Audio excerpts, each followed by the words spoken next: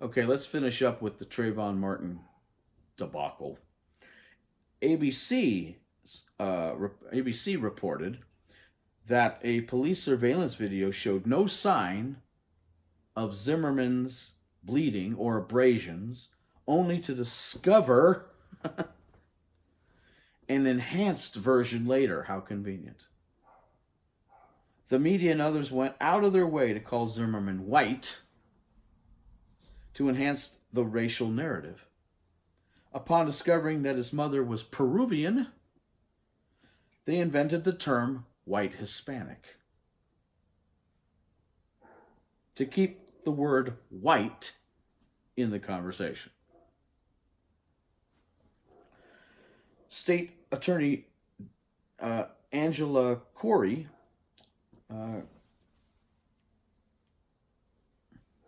relented to the pressure from the news coverage and the protests and the social media barrage and decided to charge Zimmerman, after all, with second-degree murder anyway.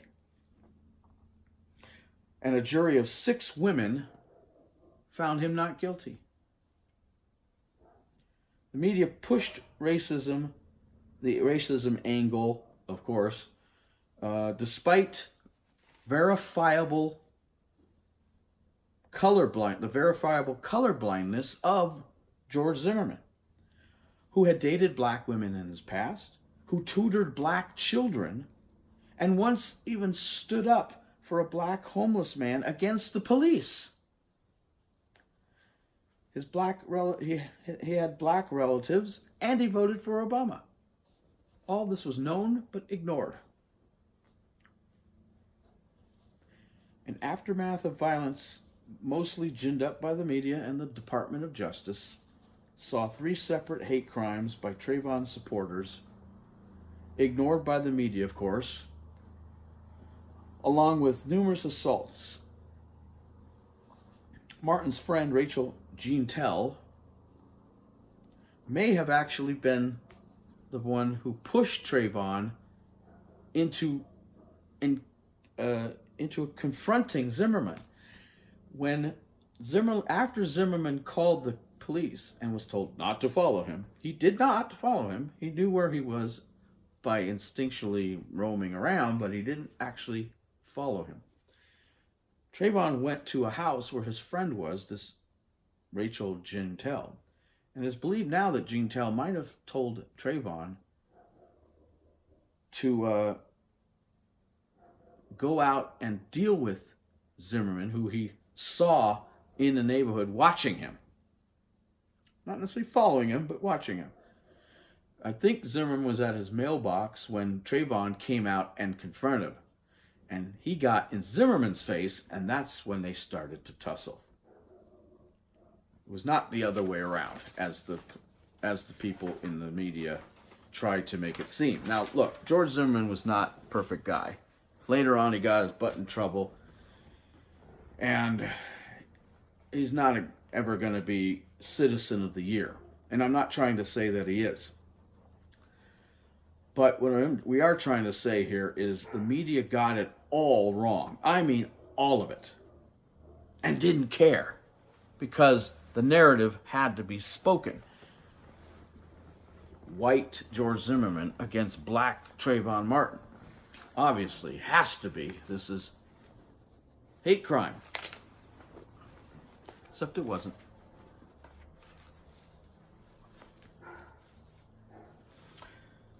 November 2014, University of Virginia rape case. The pardon the dog barking, but gardeners got to be barked at. That's their job. Rolling Stone magazine published a story. This is a doozy. Published a story called "A Rape on Campus" in November of 2014, written by a woman named Sabrina Erdley. It describes a group sexual assault at UVA frat house that occurred in September 2012, 2 whole years prior. For 3 hours, 7 men apparently assaulted a woman named Jackie. The article sparked conversation about campus assaults as it was intended to spark conversation, which is all fine and good. Meanwhile, the UVA president suspended all fraternities, all sororities, and all Greek organizations up until January of 2015, and asked police to look into the case. Later, questions about why the story's author failed to even try to interview or contact the alleged rapist for her story, or the victim's friends, who were a major part of the story, who came to her aid shortly after the incident. And the questions piled up. Eardley doubled down on her story on 11/28/2014 in a Washington Post interview. They always get themselves in the middle of things. But she was evasive when asked about the question by the Washington Post and other media outlets about her. She made a lot of interviews around that time. But she was very evasive when even the softest of softballs started to question why her practiced the journalism standards or lack thereof that she seemed to have practiced. December 2014, Rolling Stone confirms that she did not speak with the alleged rapist, but stands by their author the very next day. Oh, she didn't talk to them, but she's still telling the truth about this rape. On the 5th of December, the fraternity shows they didn't have a function on that day, because this apparently happened at a function, a party. On the day the rape supposedly occurred, there was no function. And they do not have, and showed that they do not even have pledges in the fall. This was supposed to be part of a pledge, meaning raping women is a part of a initiation into a fraternity. But they don't have pledges in the fall when this occurred, September. Jackie's friends begin to doubt her account. One had identified one of the 7 men on campus, and he didn't even belong to that frat that Jackie said he did belong to. The friend she called after the incident and 2 others had stayed with Jackie that night to comfort her. But they found her dress unbloodied, among a lot of other inconsistencies. Another friend said she first said it was 5 men, not 7. Rolling Stone admits trust in the author, later on admits trust in the author might have been misplaced. Information shows Jackie may have invented the boy who took her to the frat party in the first place. In March of 2015, police announced that they found no evidence to corroborate Jackie's story. In April of 2015, Rolling Stone finally retracts the story. However, Jan Werner, the Rolling Stone publisher from Werner Publications, said that no one involved would be fired. Like I said, people on the left don't get blamed for anything. This dog right here is called Samson, by the way. The other one is called Freya, who's too big to get in the camera. Dean of Students the dean of students at the university, Nicole Aramo, sued Rolling Stone, Warner Media, and the author, Eardley, for defamation after they portrayed her as the chief villain in the article for basically overlooking it and doing nothing for those 2 years following the incident. In July 29th of 2015, former UVA frat members also sued Rolling Stone and others, alleging they suffered vicious and hurtful attacks because the detail of the article led others to assume they were rapists. Same day, managing editor of Rolling Stone, Will Dana, resigned from the magazine. And 2 years later, in June of 2017, Rolling Stone agrees to pay UVA frat $1.65 million.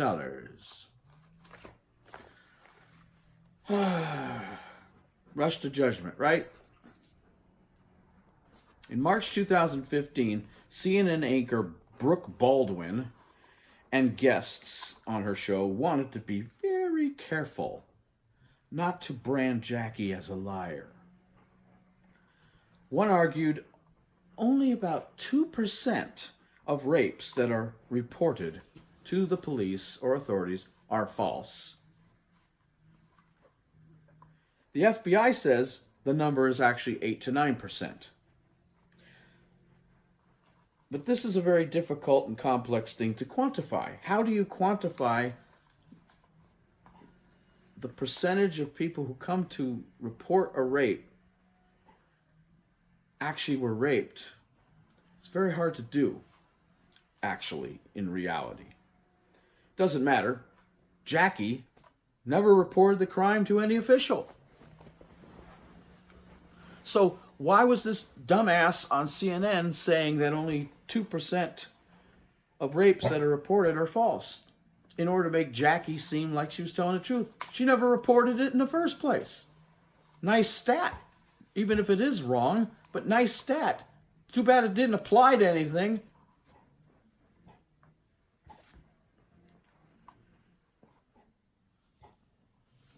New York Times' Sarah Jong went out of her way to defend Jackie, even after parts of the story were discredited.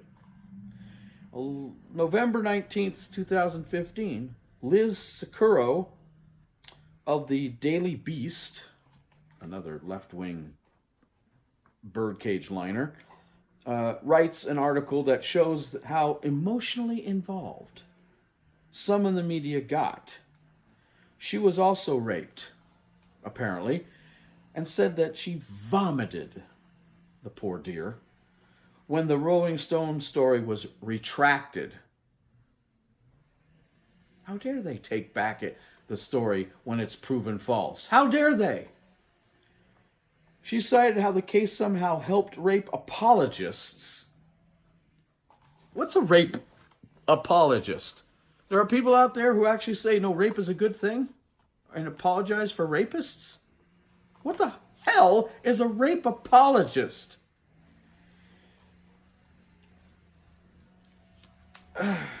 She said that it helped rape apologists and branded all women who report rapes as liars. I'm sorry. When did anybody say all women who report rapes are liars? When did that happen? I must have missed that one. She still claims much of the article was right. She tried to condemn the fraternity for coming out with a 300-page lawsuit filing as being self-serving. I'm sorry. When you are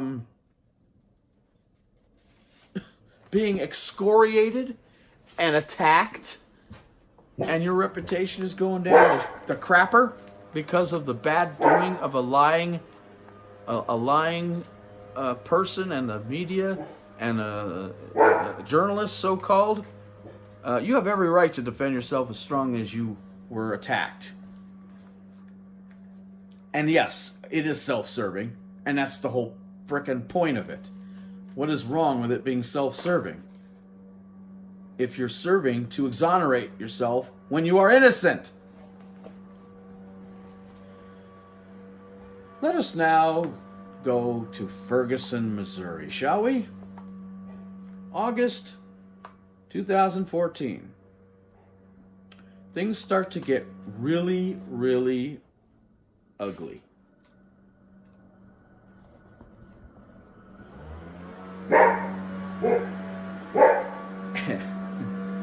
And it's starting to get really, really loud here, too.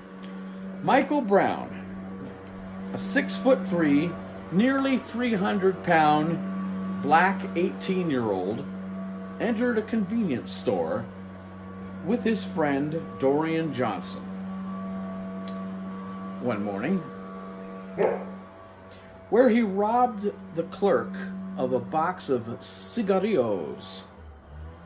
Then he assaults the clerk, who tried to stop him from leaving the store with the box on the way out, and shoves him into a display case. At noon that day, a mere 10 minutes later, Officer Darren Wilson stops these two gentlemen as they're walking down the middle of a street and told them to move over because they're blocking traffic, or potentially blocking traffic. And that's when things escalate. The officer's doing his job, telling these goofballs to get out of the middle of the street, and they don't listen.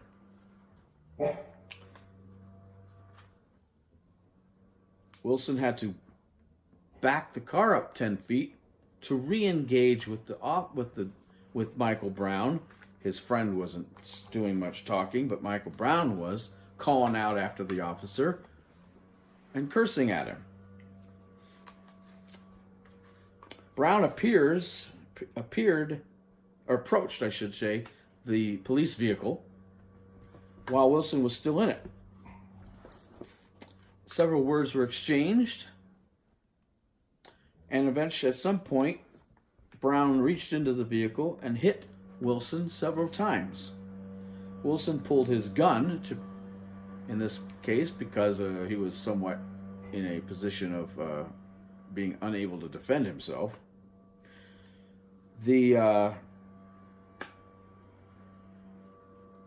Brown grabbed the gun and tried to twist it towards Wilson. Wilson managed to use his other hand to twist it away from him. 2 shots were fired inside the police SUV. One hit Brown's hand. Brown and his friend Johnson then fled. Johnson went behind the SUV. Wilson got out of the car, the cruiser, well, the SUV, I guess it's not a cruiser, to pursue Brown. Now real crimes had been committed, and Brown told him to get on the ground as he's running away. He failed to comply, and he fired some shots in his direction to get his attention and to get his compliance. But Brown continued to run away. Eventually, Brown stopped and turned. Then he began to run at Officer Wilson with his right hand under his waistband, hidden under his shirt. Wilson fired another set of shots, but Brown continued to run at him. At about 8 to 10 feet away, Wilson fired still more shots, one of which hit Brown in the head, which brought him down, with his hand still in his waistband underneath the body. Those are the facts, ladies and gentlemen, of exactly what happened. Not the perception of what happened, exactly what happened. In the next part, we're going to talk about how the media and the culture in the United States effed this thing up horribly. Stay tuned.